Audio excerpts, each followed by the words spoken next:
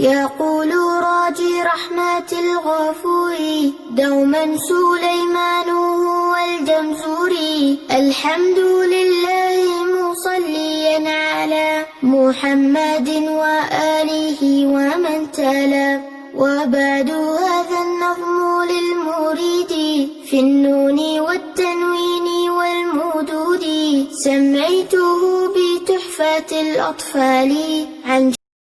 Ayo kita mulai belajar tatayur, ruqyah, tamimah, sihir, dan dukun. Ada hal yang bertentangan dengan akidah karena menjerumuskan kepada perbuatan syirik. Ada juga ruqyah yang diperbolehkan sesuai dengan syarat yang ditetapkan oleh Islam.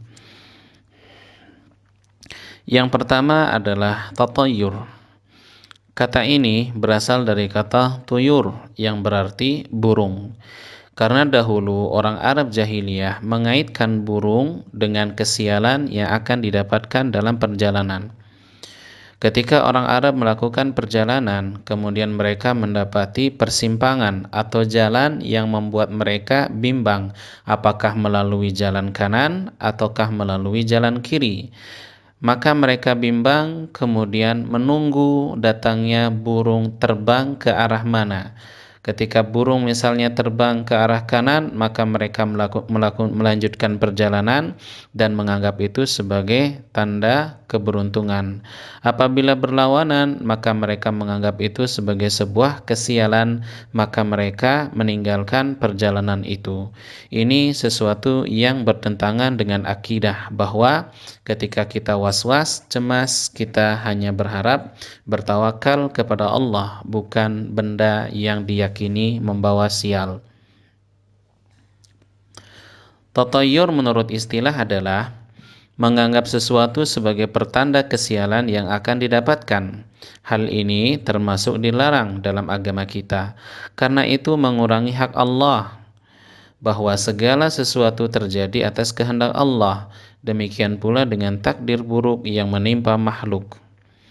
Ketika kita merasa cemas dan was-was akan sesuatu, maka kita berlindung kepada Allah. Kita memohon kepada Allah, tetapi juga berusaha dengan usaha yang diperbolehkan oleh Allah. Ketika seseorang mengaitkan sesuatu sebagai tanda kesialan, maka ini mengurangi hak Allah, bahwa Allah adalah Tuhan yang diibadahi. Kepada Allah kita berpasrah, tawakal, dan memohon, bukan kepada benda yang tidak bisa membawa manfaat dan tidak bisa membawa madarat. Inilah kesalahan dari tatayur. Maka kita waspada untuk menganggap sesuatu sebagai pertanda sial. Di zaman sekarang, banyak yang masih meyakini hal-hal tertentu sebagai tanda kesialan, seperti angka atau angka 13, burung tertentu membawa kematian seperti burung gagak, atau hari tertentu dianggap sebagai hari sial seperti hari Selasa ataupun hari Jumat. Bulan tertentu dianggap sebagai bulan sial, bulan tertentu dilarang melakukan pernikahan, sebulan Safar dan bulan yang lainnya.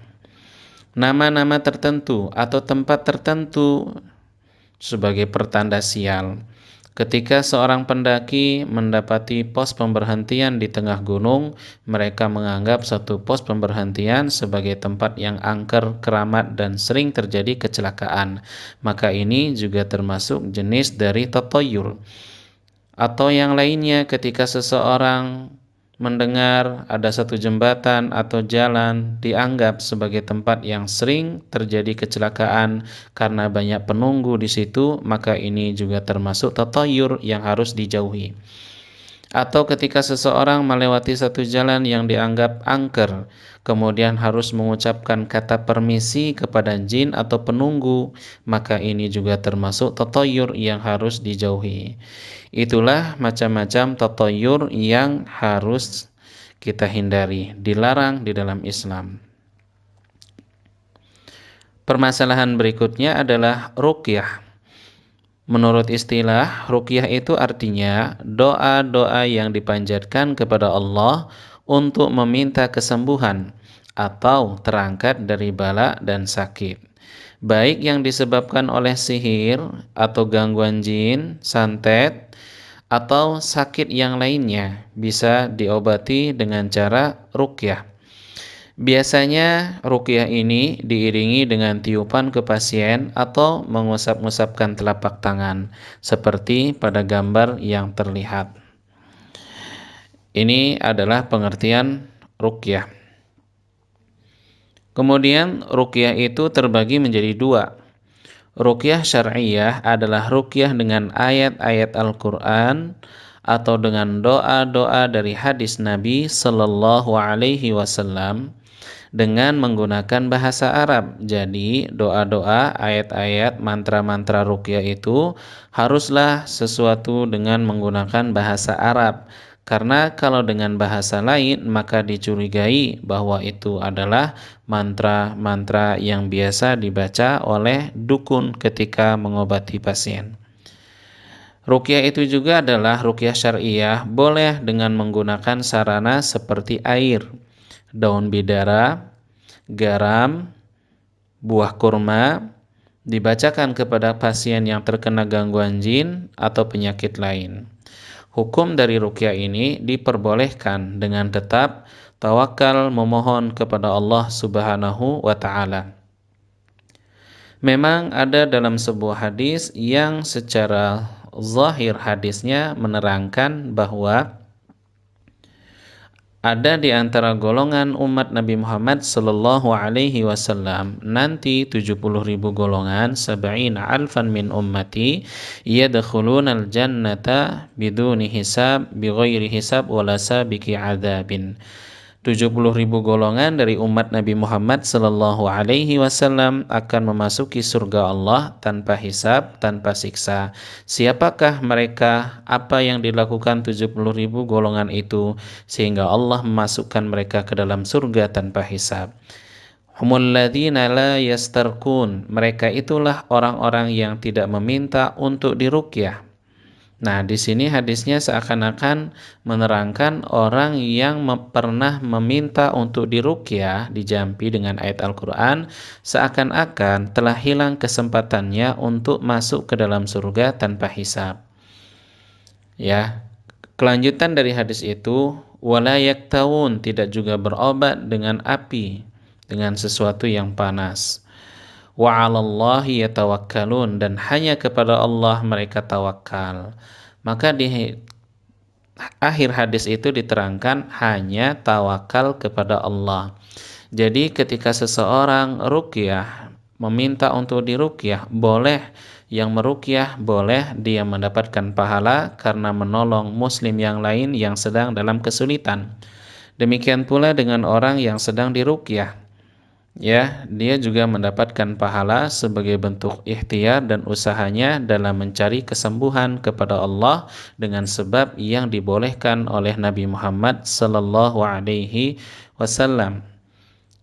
Kemudian yang menguatkan lagi adalah hadis Nabi. Beliau sallallahu alaihi wasallam menerangkan, la ba'sa birruqa ma lam takun syirkan. Tidak mengapa seseorang untuk diruqyah selama tidak mengandung unsur syirik. Maka dari hadis ini dengan jelas dikatakan beliau sallallahu alaihi wasallam mempersilahkan sahabat dan umatnya untuk meruqyah atau diruqyah selama tidak ada unsur syirik. Dan juga sahabat-sahabat Nabi sallallahu alaihi wasallam pernah meruqyah kepala suku dengan membaca Al-Fatihah. Demikian pula dengan sahabat Nabi perempuan yang terbiasa meruqyah, mengobati seseorang dengan ayat-ayat dan doa-doa. Jadi kesimpulannya boleh. Kedua, ruqyah yang dilarang dengan menggunakan bacaan-bacaan yang rahasia, mantra-mantra jampi yang tidak sesuai dengan ayat Al-Quran dan hadis Nabi, dan tidak menggunakan bahasa Arab. Ini bertentangan dengan apa yang diajarkan oleh Islam. Inilah yang dilakukan oleh dukun-dukun yang berbaju ustadz atau ustadz yang atau dukun yang mengaku ustadz, mengaku melakukan pengobatan alternatif, sesuai dengan doa yang diajarkan, tetapi ketika dilihat pada praktek pengobatan dan ruqyahnya, ternyata didapati sesuatu yang berbeda. Maka bisa dikatakan orang ini adalah dukun yang berbaju ustadz. Maka kita harus waspada dengan banyaknya ustadz-ustadz yang aslinya mereka adalah dukun. Nauzubillah min zalik. Kemudian tamimah adalah sesuatu yang dikalungkan di leher anak seperti yang terlihat pada gambar kecil, ya. Sesuatu yang dikalungkan di leher anak kecil untuk menangkal ain, pandangan jahat, pandangan mata jahat. Termasuk juga tamimah ini rajah-rajah atau jimat-jimat yang dipakai dalam bentuk benda apapun yang diyakini dapat menolak atau menjauhkan bahaya. Jadi dahulu semacam kalung hitam ini yang di dalamnya ada mantra-mantra, jampi-jampi yang dipakai dikalungkan di leher anak, atau ada yang dipakai dalam bentuk gelang, diyakini bisa melindungi anak dari gangguan sihir, gangguan jin, atau dari gangguan ain, pandangan mata dengki yang melihat bayi dengan jahat agar bayi itu sakit. Ini tamimah. Contoh tamimah, benda apapun yang dianggap keramat dan dipakai sebagai jimat, maka itu adalah tamimah.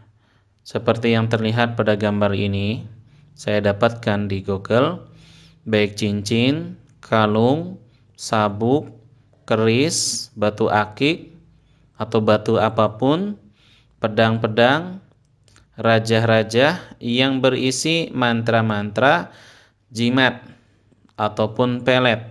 Bahasa Arab pelet itu tiwalah.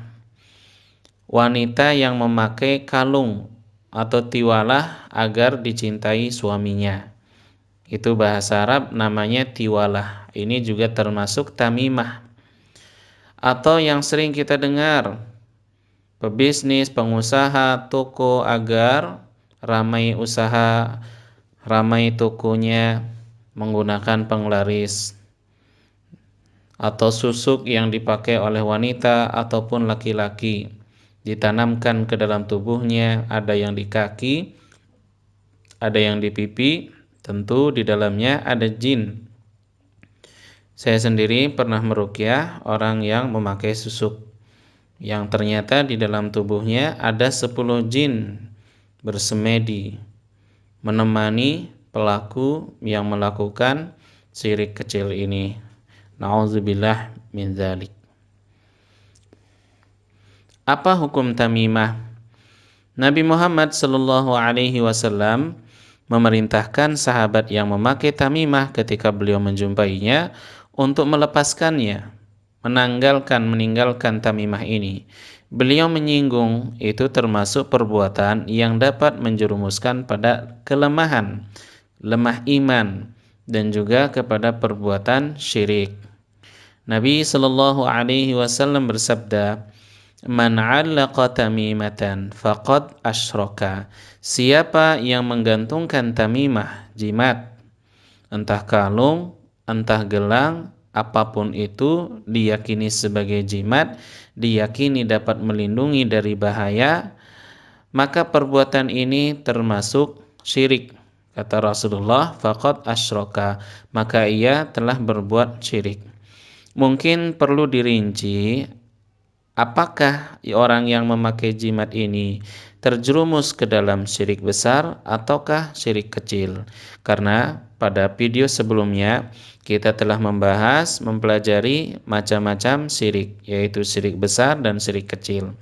Syirik besar bisa menjerumuskan pelaku keluar dari Islam, kekal di neraka, dosa paling besar tidak dapat diampuni. haram masuk surga. Apakah orang yang pakai jimat terkena konsekuensi perbuatan syirik besar? Di sini kita harus merinci, di sini kita harus meneliti dan melihat jenis perbuatan dari mengalungkan tamimah atau jimat. Apabila seseorang mengalungkan tamimah atau jimat yang ia pakai, seperti pada gambar ini adalah tamimah yang dipakai oleh orang-orang Arab zaman sekarang. Seperti perhiasan, tapi itu adalah jimat yang diyakini dapat menangkal bahaya. Kalau dia meyakini benda itulah yang menyelamatkannya, jimat itulah yang menolongnya, jimat itulah sebab yang menjauhkan ia dari bahaya, maka kalau diyakini seperti ini bisa menjerumuskan seseorang ke dalam perbuatan syirik besar. Akan tetapi kalau ia memakai jimat, sabuk, keris, batu akik atau apapun yang dia pakai yang diyakini sebagai jimat, dia pakai untuk mencari perlindungan, dia memakai jimat sebagai sarana dan sebab agar Allah berikan perlindungan, sedangkan hatinya tetap meyakini bahwa yang melindunginya adalah Allah, maka orang dengan yang tetap meyakini Allah yang melindunginya bukan benda itu, kita tidak bisa memasukkan atau memvonis dia masuk ke dalam, terjerumus ke dalam perbuatan syirik besar. Jadi kalau dia tetap yakin Allah yang melindungi dan menyelamatkan serta menjauhkan mala bahaya, maka kita tidak boleh memvonis dia telah melakukan syirik besar. Di antara perbuatan syirik adalah sihir yang harus dijauhi dan diwaspadai. Sihir di zaman kita, dari zaman dahulu sampai di zaman kita sekarang masih ada karena adanya kedengkian di dalam hati. Sihir itu artinya apa? Sesuatu yang halus, tidak nampak, namun bisa melukai seseorang dengan izin Allah. Seperti santet yang dikirimkan dengan perantara bantuan jin-jin, masuk ke dalam tubuh seseorang hingga bisa melukai seseorang dari dalam. Ketika didiagnosa diperiksa oleh dokter, dokter tidak mendapatkan satu penyakit pun yang diderita oleh pasien yang sedang merasakan sakit perut, sakit kepala, atau sakit dimanapun di tubuhnya. Ternyata itu adalah gangguan sihir, santet yang dikirimkan oleh orang yang jahat dengan meminta bantuan pada dukun. Ini sihir, ada, halus, tidak terlihat, tapi ada.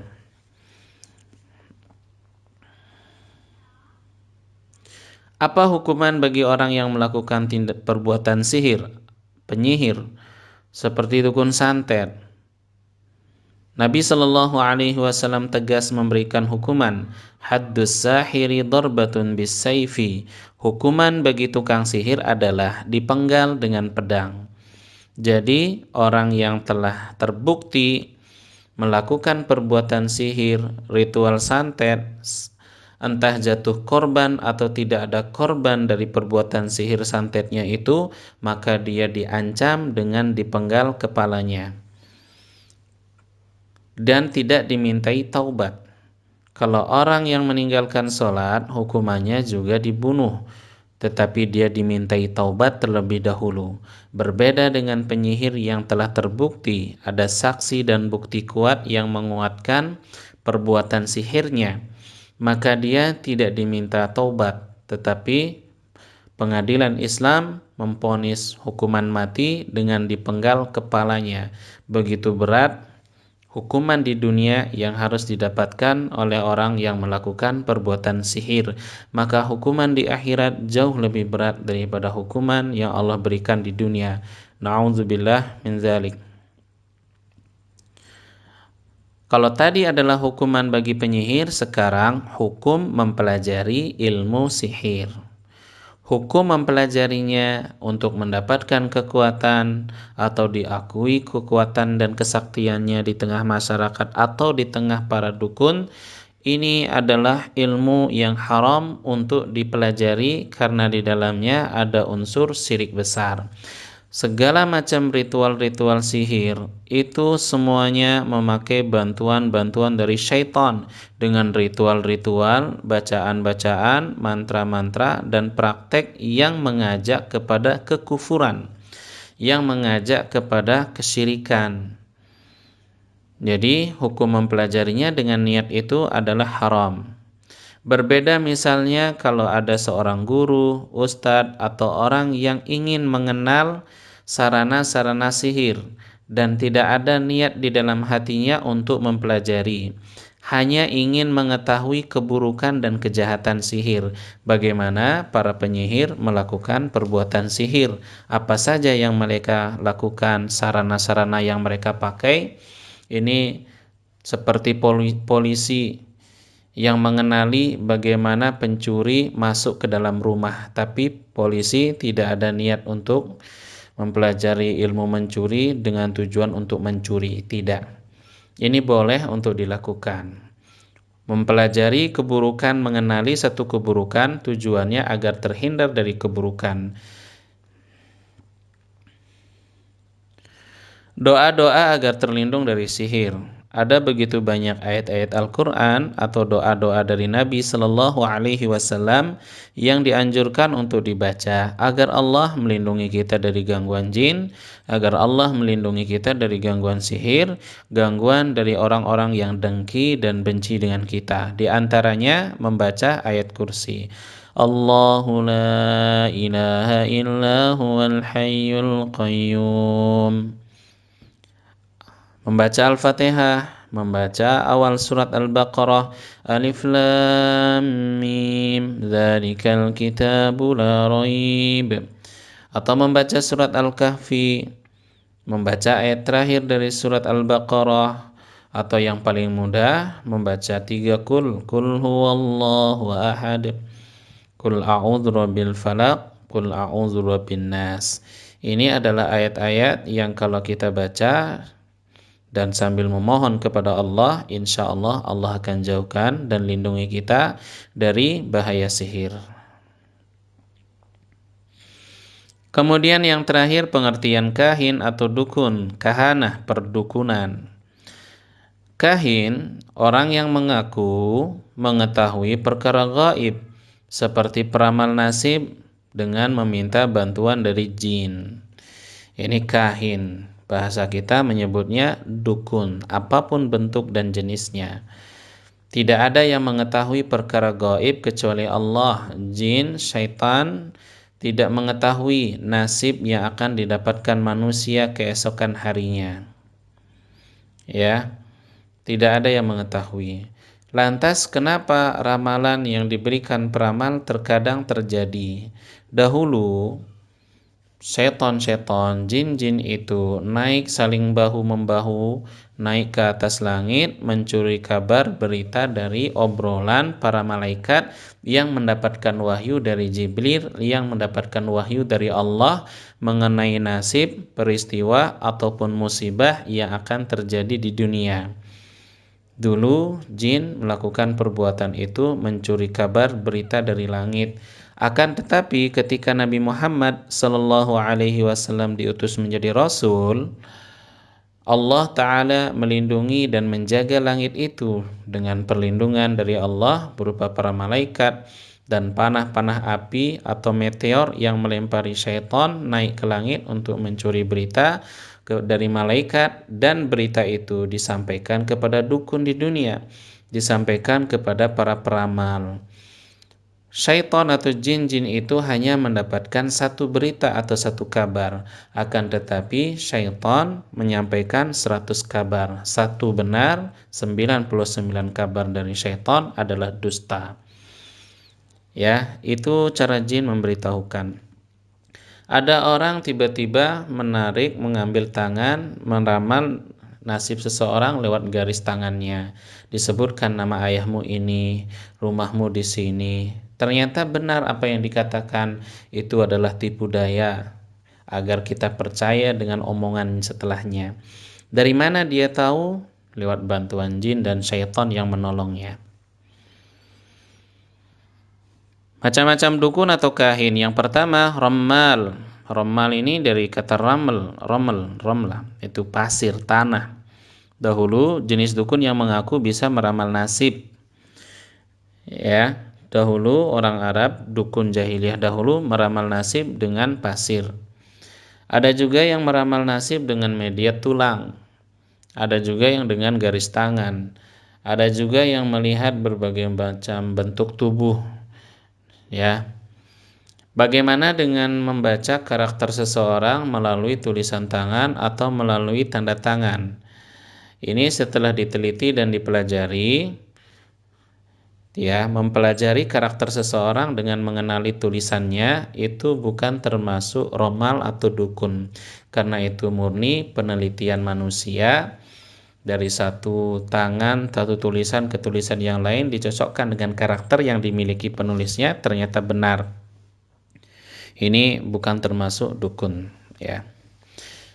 Jenis dukun yang kedua, arraf. Dukun yang mengaku bisa mengetahui sesuatu. Seperti ketika seseorang kehilangan sesuatu yang berharga dari dirinya, stres, sedih, ingin agar barangnya kembali, lemah imannya, maka dia mendatangi dukun, meminta bantuan mencari barangnya yang telah hilang. Ada yang menggunakan media lilin dengan mematikan lampu, kemudian kuku dari jari tangannya, jempol, diberikan tinta, warna tinta, kemudian dibacakan jampi-jampi mantra, kemudian dukun mengatakan, kalung emasmu jatuh di tempat ini, ternyata benar. Ini adalah bantuan dari syaitan, diharamkan oleh Allah Ta'ala. Di zaman kita di antara jenis dukun itu yang bergentayangan di YouTube, yang bergentayangan di tayangan-tayangan di TV, di berita, apa yang mereka sebut dengan mentalis, ilusionis mentalis. Namanya terlihat keren, namun hakikatnya mereka adalah wali syaitan. Mereka itu dukun modern. Ada yang bilang orang pintar, peramal, tidak, mereka itu wali syaitan. Mereka adalah dukun seperti ramal ataupun arraf, kayak Roy Kiyoshi dan yang sejenisnya. Mereka ini wali-wali syaitan. Kita tidak boleh percaya, melihat tayangannya ataupun menyukai tayangan-tayangan dukun seperti ini, karena itu bertentangan dengan akidah dan keyakinan kita bahwa Allah satu-satunya zat yang maha mengetahui apa yang akan terjadi. Tidak ada yang tahu kecuali Allah. Ada yang tahu di antara malaikat, itu karena Allah memberikan kabar. Hukum mendatangi dukun haram. Orang yang mendatanginya mempercayai omong-omongan peramal, meminta untuk diramal nasibnya, tidak diterima sholatnya selama 40 hari. Atau ada orang yang sakit meminta kesembuhan dan berobat kepada dukun, maka ini termasuk sesuatu yang diharamkan. Nabi Muhammad sallallahu alaihi wasallam bersabda, "Man ata 'arrafan fasa'alahu 'an syai'in lam tuqbal lahu salatun 40 lailah." Siapa yang mendatangi peramal atau dukun, maka salatnya selama 40 hari tidak diterima. Hadis yang lain, siapa yang mendatangi peramal kemudian mempercayai ucapannya, maka berarti dia telah kufur dengan apa yang diturunkan kepada Nabi Muhammad sallallahu alaihi wasallam. Demikian pelajaran kita. Terima kasih. Kita lanjutkan pada pertemuan berikutnya.